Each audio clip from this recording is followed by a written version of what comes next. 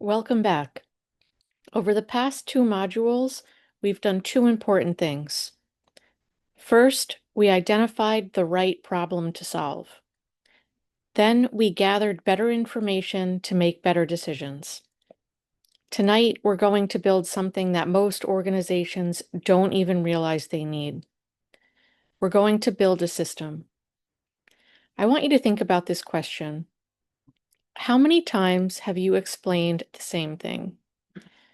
The same email, the same proposal, the same onboarding instructions, the same meeting, same policy, presentation, or introduction.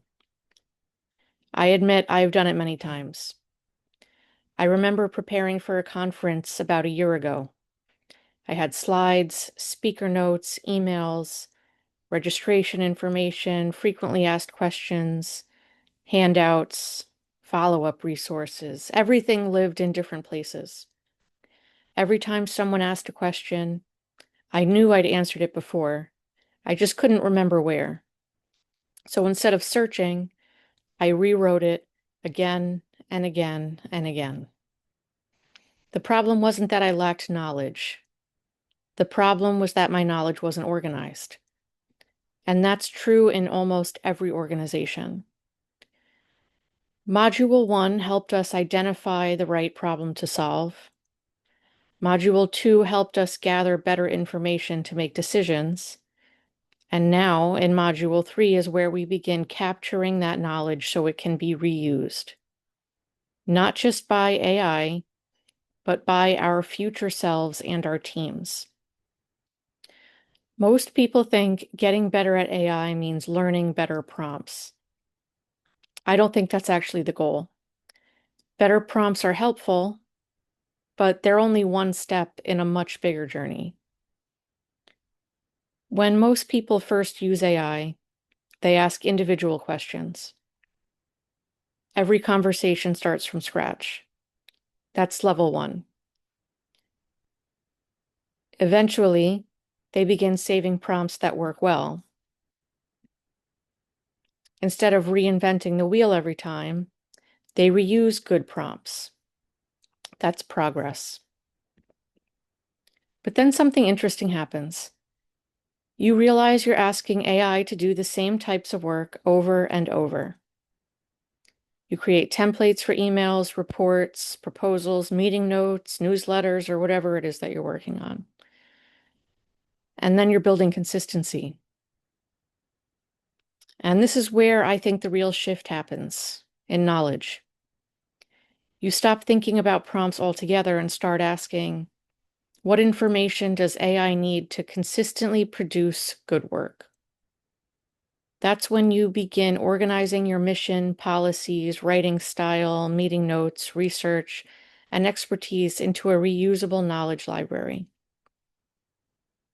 And eventually, that knowledge becomes the foundation for complete systems. Now, AI isn't just answering questions. It's supporting repeatable workflows that produce consistent results.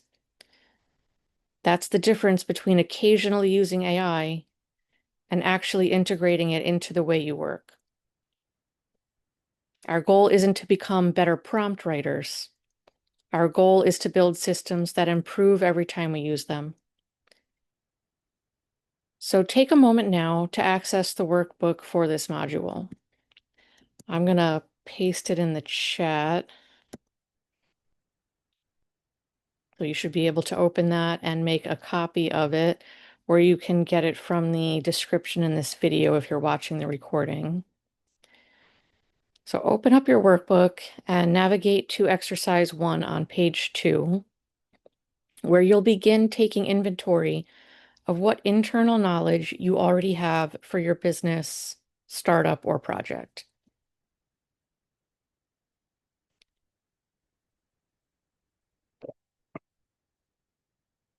Note what is missing or needs work. What information already exists inside your organization? What knowledge already exists? Take a moment to walk through your mission, your vision, strategic plan, policies, templates, frequently asked questions, any documentation you may have, reports. These may not all be relevant to your project. So just ask yourself, what would happen if these documents disappeared tomorrow? Or maybe what would be the hardest to recreate? The ones that stick out to you, which you should highlight. I will put that link in the chat again for anyone who just joined. We are looking at exercise 1 on page 2 and beginning to gather an inventory of what knowledge already exists for your project.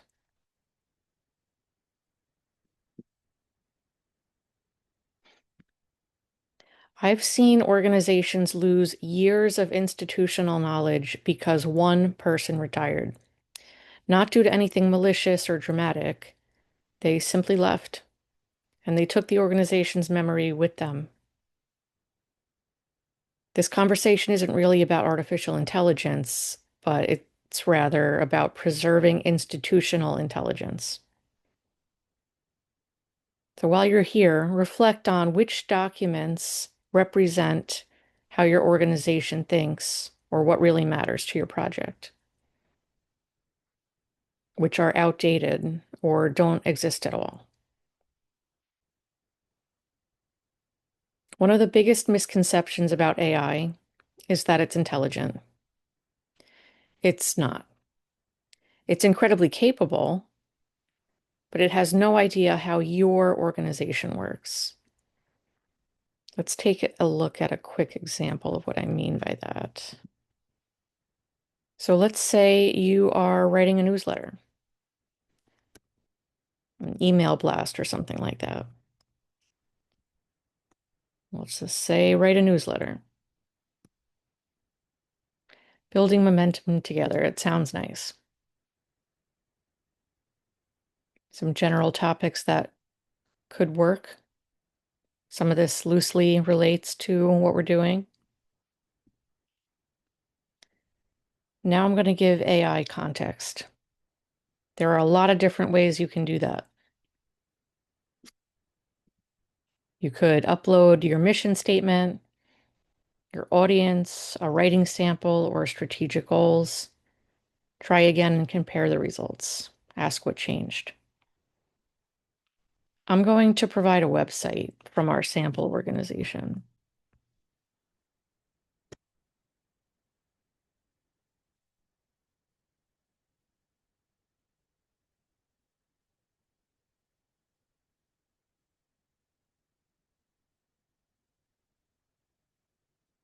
Now, try this out on your project now.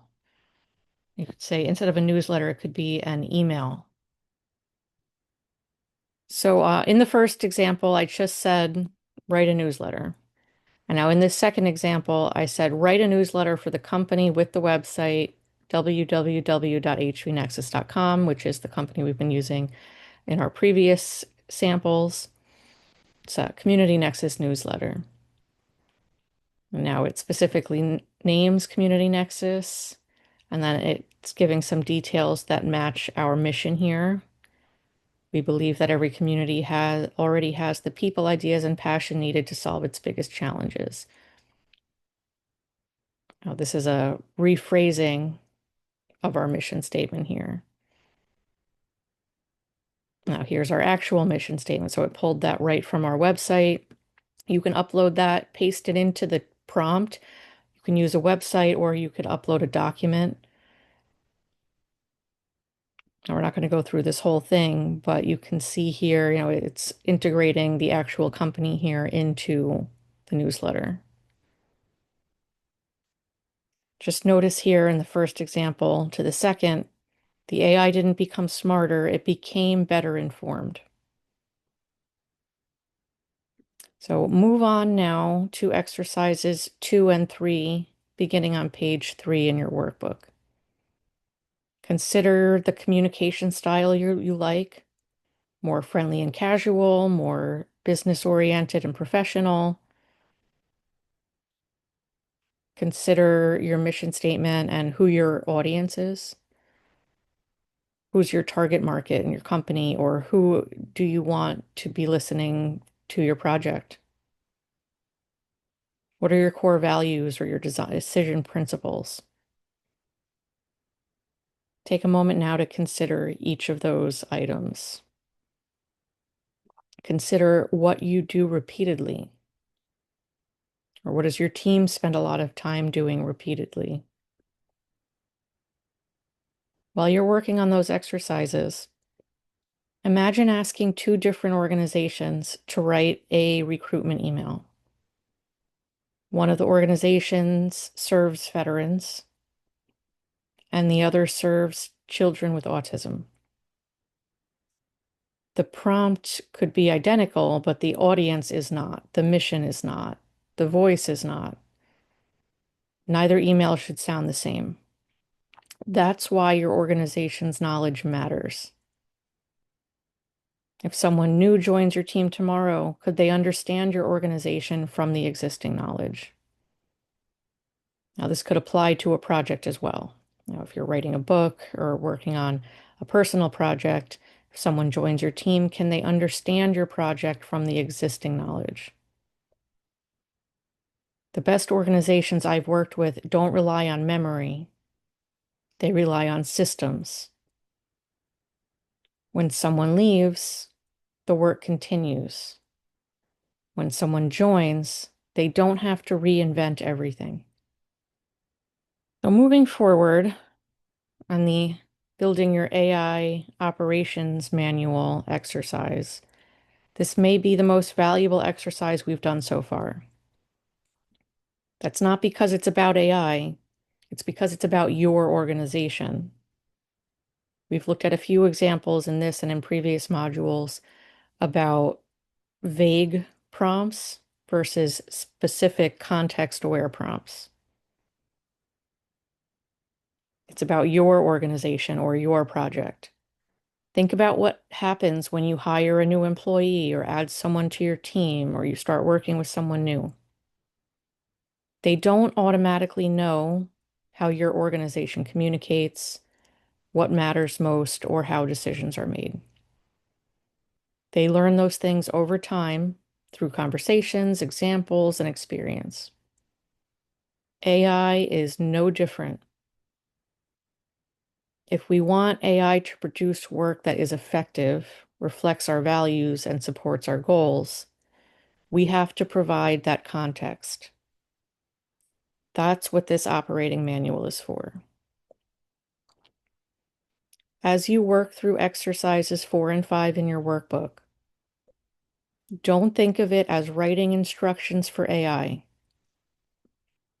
Think of it as documenting the way your organization thinks.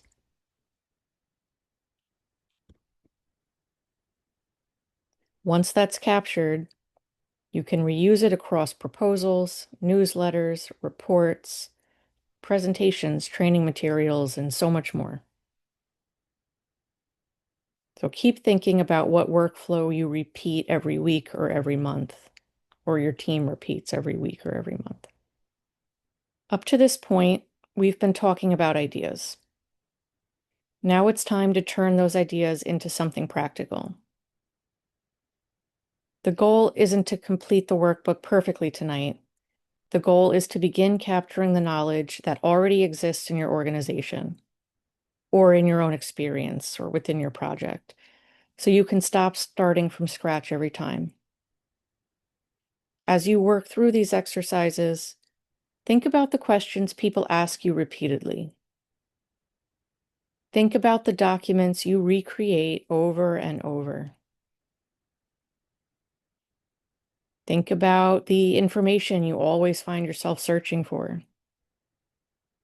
Those are clues. They're telling you where your knowledge should become a system, which is our next step. Think of this as building the foundation. Every module that follows will build on what you create here now. Remember, every document you organize today is one less thing you'll have to recreate tomorrow. Consider what's one document, email, or resource you've created so many times that you're tired of writing it. Over the past 3 modules, we've been building toward this moment.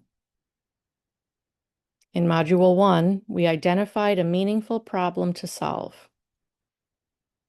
In Module 2, we gathered the information and research needed to make better decisions. Now we've organized the knowledge that supports that work, and we're ready to connect those pieces into a repeatable system. Every effective AI workflow follows the same basic pattern. It starts with a trigger. Something happens that tells us work needs to begin.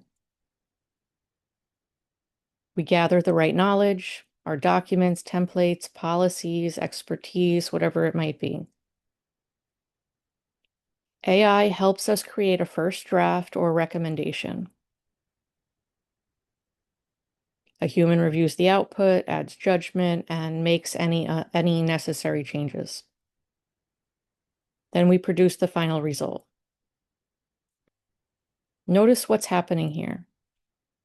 AI isn't replacing people. It's removing repetitive work so people can focus on the parts that require experience, creativity, and judgment.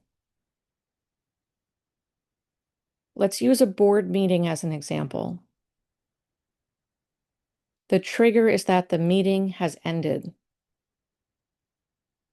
The knowledge includes things like the agenda, the meeting notes, a strategic plan, any previous board reports.